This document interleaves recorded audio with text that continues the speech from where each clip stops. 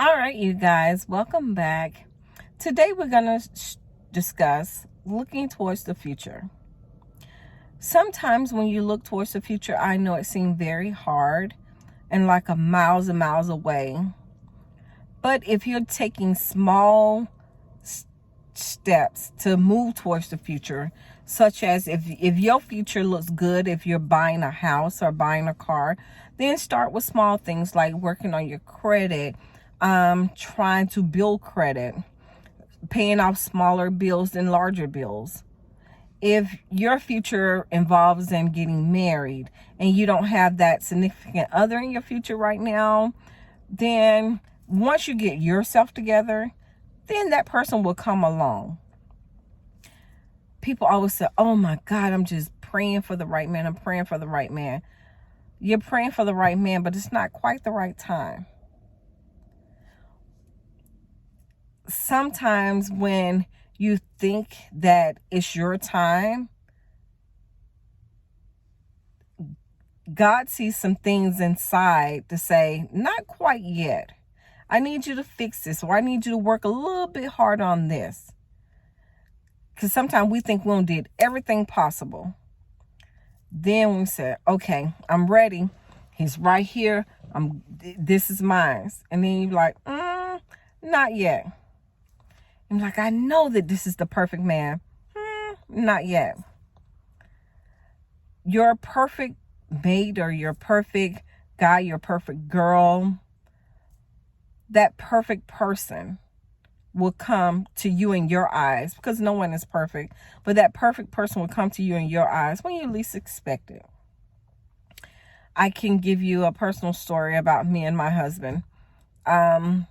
I was at work and I met my husband at work, of course, and I will always mess with him, tell him I want him to buy me some lunch. So one day I asked him, I was like, okay, where's my lunch? Where's my Wendy's? Because at that time I wanted some Wendy's. Where's my Wendy's?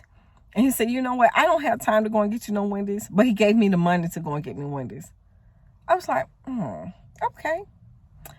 So then he said, you always talk about lunch. Let's do dinner. I was like, okay. So me being me, not a problem. I go out to his house to pick him up. And as y'all can hear on these videos, my husband is very transparent and very open. Anybody know him, know he's going to speak his mind, tell you exactly how he feel. And he was like, let me tell you something.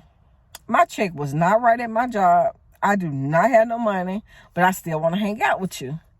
And I was like, oh, Lord, okay. I was like, this guy ain't got no money. He's a buster. But it turns out his check did get messed up at his job. So I was like, not a problem. Come on, we still going out. I was like, man, I got dressed up. So I'm like, I got dressed up drove this way, because anybody that stay in Atlanta know that doggone Gwinnett traffic is a mess, is a beast. But I got dressed up. I drove all the way out there. I said, okay, found me a babysitter. I'm going. So went out to dinner with them. We ended up going out to dinner.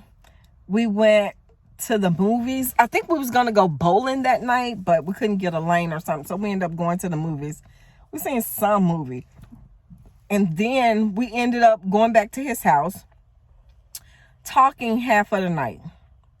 And we was just talking and talking and talking. And I knew right then the type of man that he was. I knew he was a good man. Did I think that this would be my husband? No. Because at the time, he just had a lot of stuff going on. And at the time, I was more settled in my life. I had a good job, 2 cars, my kids was fine. So I was more on the settled side. But I knew he was more of a let's party, turn up, turn down for what type of guy. And I was like, I don't know. But we kept talking off and on. And I was like, then he started giving me the runaround. I was like, you know what?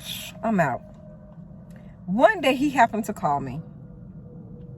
And when he called me on the phone, he said, what you doing? I said, I'm at work. What do you want?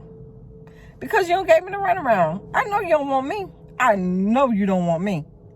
because I'm a Leo, and you know how Leos can get. I know you don't possibly want me.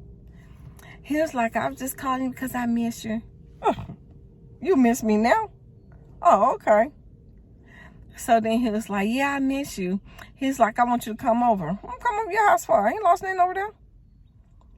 Just come over to the house. He said, I'm sick, Sylvia. I'm in a medical profession. So he was like, I was like, okay, he's sick. Let me go over here and see what he's talking about. I went to his house. When I tell you homeboy leg was swollen, his leg was the same size as his thigh. I was like, whoa. I was like, bro, you got to go to the hospital. I was like, boy, you got it. I touched it. It was warm to touch. I was like, man, you got an infection. And he was like, I think I was out riding he had been out riding some dirt bikes.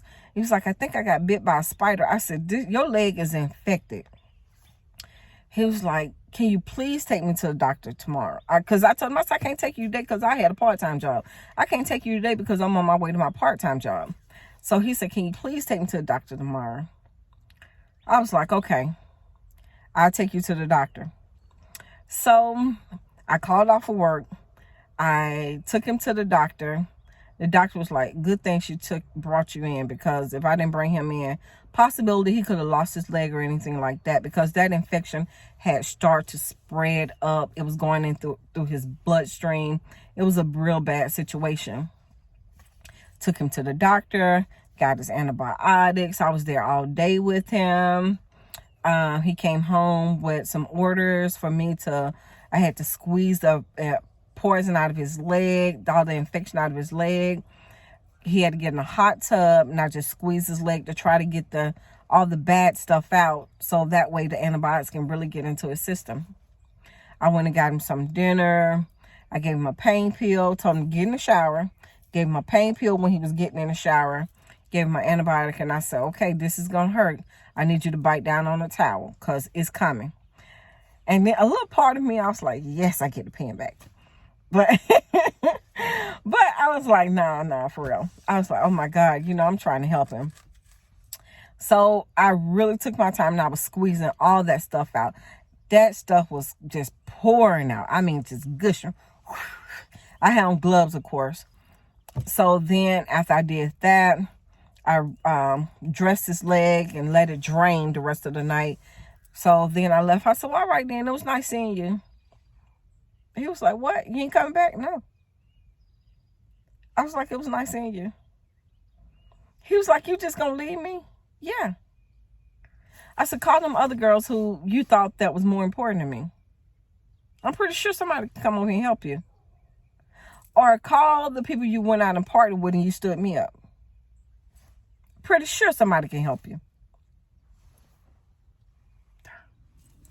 But I was like, you don't need me. So then he was like, Sylvia, let's talk. And I was like, what are we talking about? I said, because all the other times you didn't want to talk to me. So what are we talking about? So then me and him, he started calling me every day. We started communicating more. And we just started talking more and more. So then he had lost his job. And I know that he was down on his luck and stuff like that. So I said, well, why don't you come over here and stay with me and my kids for a week? That'll give you enough time. You can drive one of my cars. That'll give you enough time to find your job. And, you'll just see where you're at in that week time.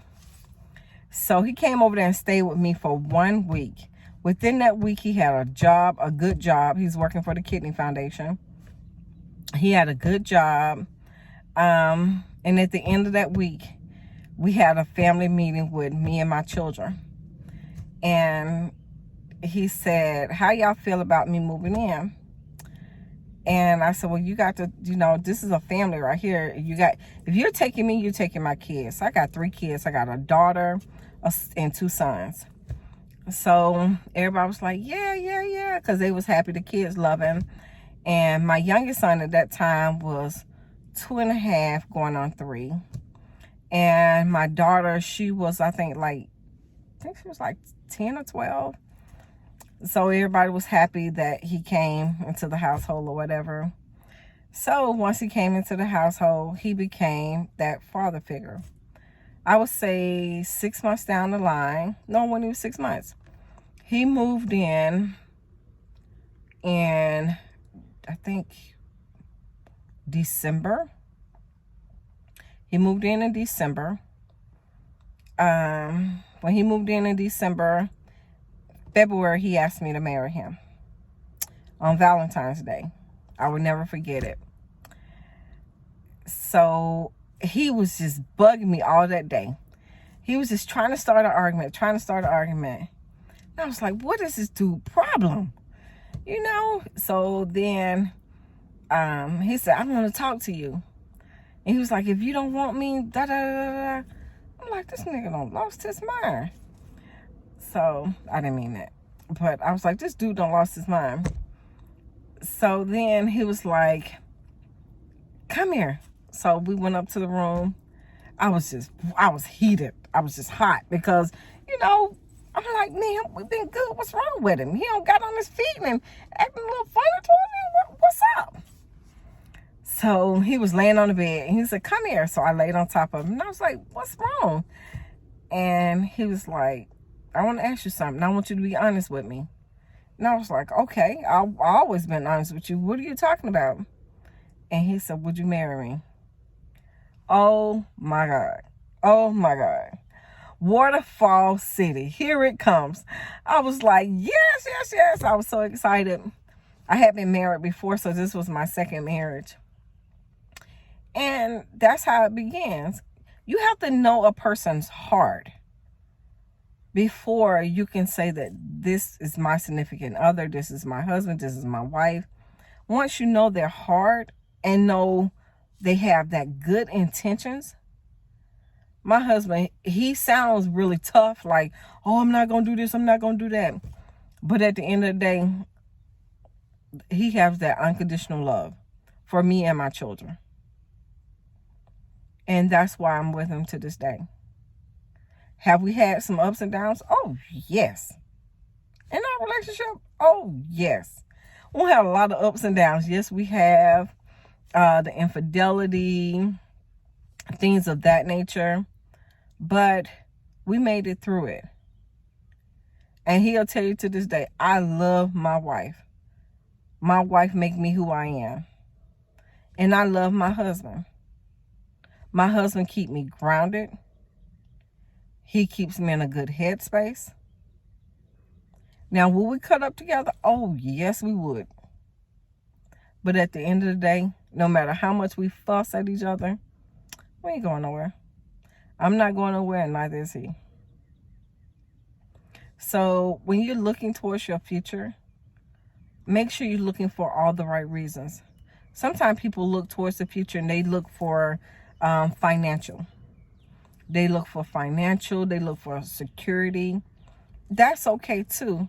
But at the end of the day, if you don't have that love, that trust, that companion, that unconditional love, like it's inside. Like, I'm not saying that everything's going to be peaches and cream and rose petals and this, that, and the third, but that unconditional love, that love that you know that you love her with everything, that you were willing to lose everything.